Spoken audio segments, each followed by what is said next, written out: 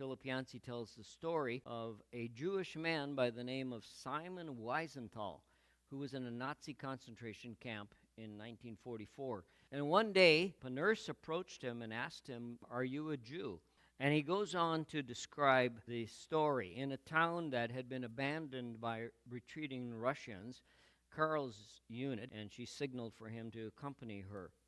And Wiesenthal followed her into a hospital room where a soldier lay. And the wounded man was an SS officer, and he was the one who had Simon Wiesenthal because he wanted to make a deathbed confession.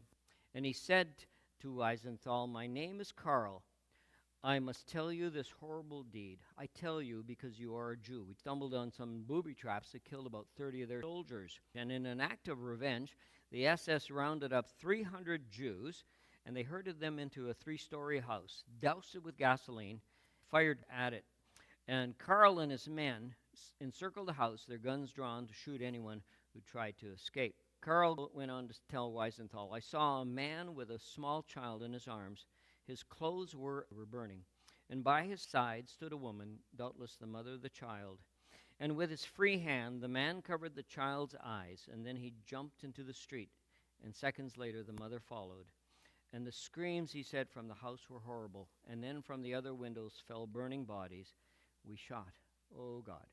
And Karl went on to describe other atrocities, but he kept circling back to the scene of that young boy with black hair and dark eyes falling from the building, target practice for the SS rifles.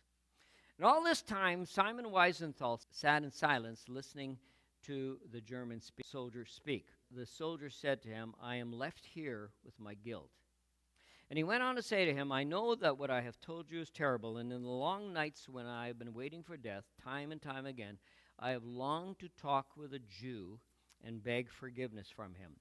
And I know what I am asking is almost too much of you. And in the last hours of my life, you are with me. I do not know who you are. I only know you are a Jew, and that is enough. But without your answer, I cannot die in peace."